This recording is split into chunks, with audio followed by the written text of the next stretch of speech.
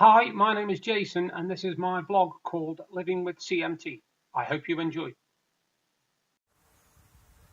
Evening folks, it's Friday, it's just turned 4:30 and today's vlog is basically just going to be all about mental health. And the reason I'm doing it is because obviously, as most people will know, it's mental health week this week. Now if you'd have asked me about this nearly 2 years ago, I would have said I'm stuck, because yes, I've had anxiety in the past. I had anxiety a lot when my first marriage went pear-shaped and I was left with a lot of debt. So I've had anxiety before. Well, until last year I'd never really had depression as such, and it hit me big.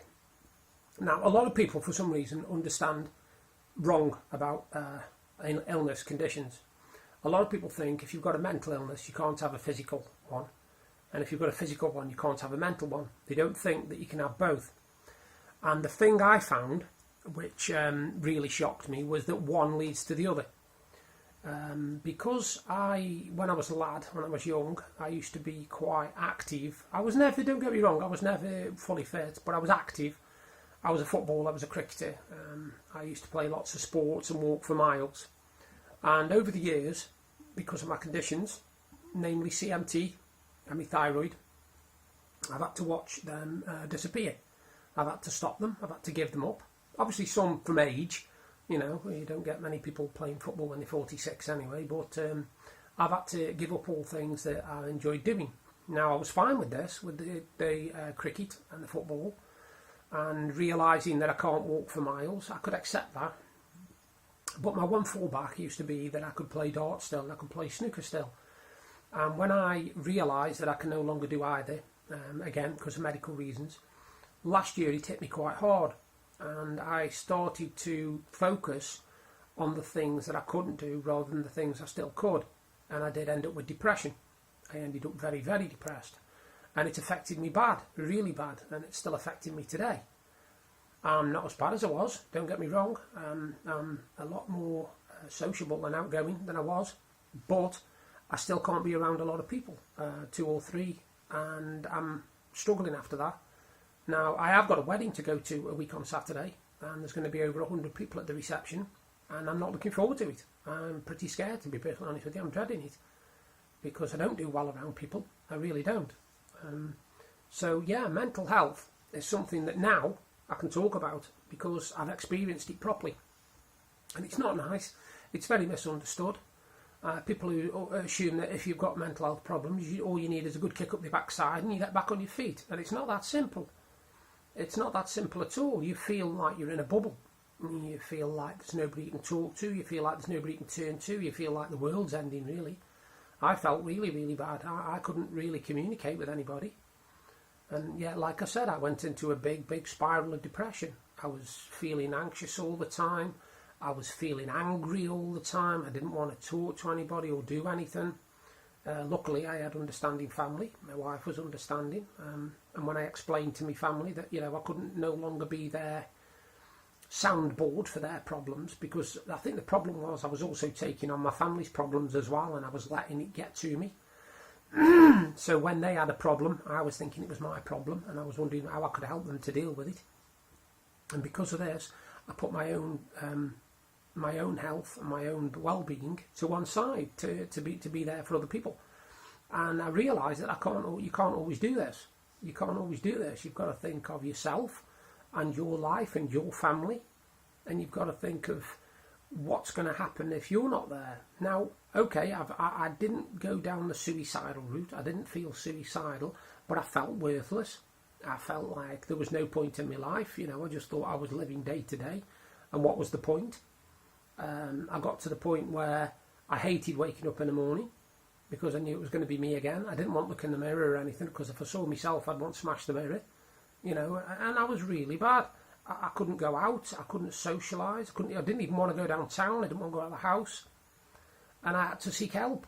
And I went to see my doctor, and I don't know what it was about going to see my doctor, but within 5 minutes I literally broke down. I broke down and I was in absolute pieces, because I did not know what had come over me. It was like all of a sudden the weight of the world was on my shoulders, even though it wasn't. It just felt like it was. Now I was lucky. I had an understanding doctor. Yes, he put me on some medication. I will tell that he did put me on some medication, but he also referred me to a specialist group. Now, obviously, I had to wait a few weeks before I got an appointment, and in that time I went downhill even further.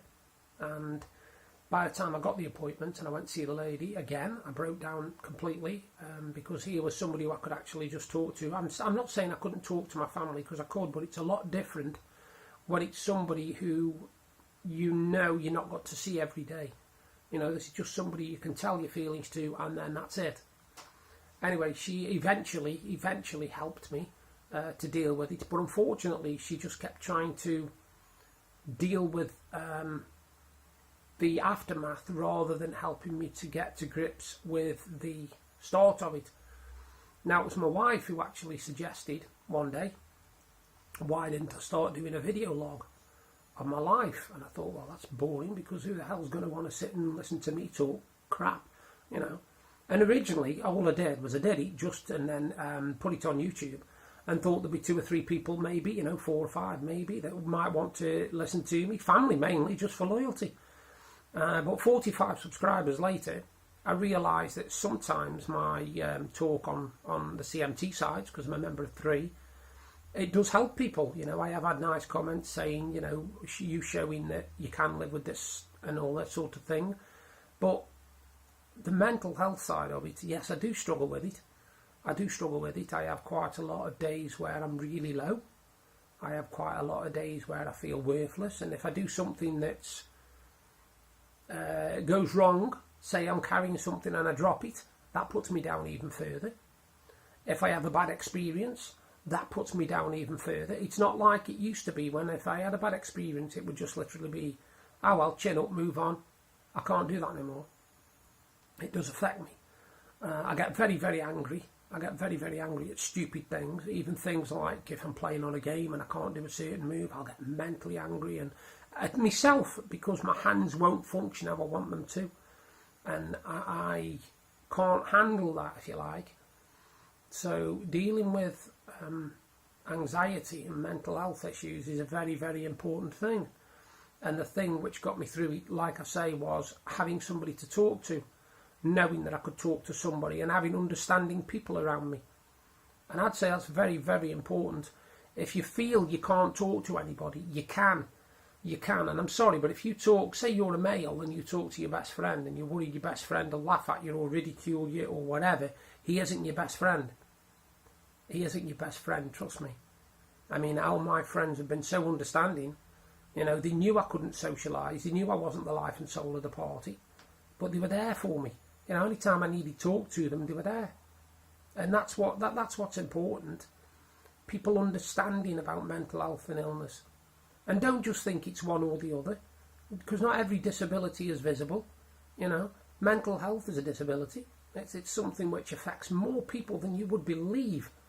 Like I said, up until about 2 years ago, I wouldn't have been able to talk to you about this because I didn't experience it. Now I've experienced it, I do feel like I'm on the other side. And I can actually say, yes, I did just, deal with that. I did have to have a lot of help. And I'm still having help to this day. My wife's understanding. She's one of these that basically, if she sees I'm having a down day, she'll give me a hug, she'll tell me she loves me, but she'll give me space. She won't smother me, because she knows that's not really what you want when you're like that. But just to know that, and to know that she's there, that's important. And like I say, a lot of stigma's attached to mental health. And again, I know it sounds horrible, but particularly in men, we're always looked at as the ones who support, and the ones who don't have any problems, because we're men, we can take it. That's a load of absolute, if you pardon the expression, crap. Every year from November, I obviously, as people would know, I do Movember, where I grow a beard and a moustache for the month. And people say, yeah, that's for Prostate Cancer UK, but it isn't. It's primarily Prostate Cancer UK, Movember is, but it also supports mental health amongst men. Because at the end of the day, like I said, people need to be aware that mental health is just as serious as any other condition. And it needs to be addressed, it needs to be dealt with, it needs to be spoken about freely. Don't be ashamed of it, Yes, I was ashamed of it at the start because I didn't know any different. But now, yeah, I can talk about it. I can, say where I went with it, say what it did to me. Again, once I was feeling low and depressed, I wrote some really dark poems about sad times and death and life being over and what's the point. And if you look at my poetry from probably October 2017 till about May to June 2018, you will see that it's really dark, it's really depressing. But that's how I express myself. I express myself through my poetry and my writing. Everybody's got to have a valve, a little valve that they can let stuff out. Some people sing or listen to music. Some people binge watch TV. But the one thing I never did, which I'm really proud of, is I never turned to any abusive substances. I never turned to overly drinking alcohol. Don't get me wrong, I had a whiskey and coke, but I didn't have 7 a night or, every single night a week. I had 2 or 3 a week. I didn't turn to drugs. I could have done easily. I could have easily abused the drugs I was given. I was given citalopram and metrazapine and everything. And I came off them myself because I didn't want to be addicted to pills. I wanted to deal with this myself. I wanted to say, look, at the end of the day, I'm me and I don't want to rely on chemicals to sort me out. And in the end, I haven't. I've still got some in my drawer, me pill drawer, just in case I need to take them. But one of them I found literally zombied me. I took one night and I don't actually remember any of the next 24 hours. My wife said I was literally like a zombie. She was talking to me and it was as if I was just on another planet. I wasn't answering her properly, I wasn't looking straight at her, I couldn't focus on anything, I had no concentration. Like I said, I lost 24 hours and I don't want to spend my life like that. I like my life, I like enjoying it. I enjoy spending time with my wife, my dog, in my house, outside. I can't do as much physically outside, but I still want to be able to say, look, I've made that decision. I don't want pills do it for me. But if anybody out there, watching this video, if you do need somebody to talk to, message me. You want to rattle or whatever, I'll sit and listen. If it's a video chat, if it's a chat online, if you want to email me and I'll talk to you that way, I don't mind, honestly. I've been there. And, I'd like to think that not only am I a vlogger, but I'm also a friend. Because obviously I don't want people just, turning into my vlog just because they're a family member and they think, oh, I better watch it because, being loyal to him. I don't want people, it's not about that. It's about people knowing who I am, how I deal with my life, And I'll be there for people to listen to them. I had people there for listening to me. This vlog was a godsend. Once I started being able to actually address people, talk to them, and get feelings off my chest, it suddenly opened up a whole new world for me. It gave me something to look forward to, positive. When I'm out, I'm always looking for something to put in the vlog, I'm going to this wedding, I'm going to put, some of that on there. Not all of it, obviously, because I ain't got that much, I don't have that much hard drive space, but I will do some footage. And I will show that you can live a normal life with both physical and mental illnesses. You just have to, say to yourself, this is one life I've got, one life. And I'm not going to get a second crack at it. Nobody's going to say to me at the end of it, right, you didn't do a very good job of that, your balls are up, do you want another go at it? Nobody's going to give me that choice. So I've got to make the most of what I've got. It isn't a lot, but it's good. It's me. Like I say, if I work out the things I've lost, I would depress myself to bits again. But I work out I can still breathe, I can still see, I can still hear, I can still speak. I can still get about, ish. I've got a wife, I've got a dog, I've got a house, I've got a family. I've got people who care about me and love me. And I love them back, So if you've got all that, you've got lots more than some people have got. Anyway, that's my my take on mental health, actually.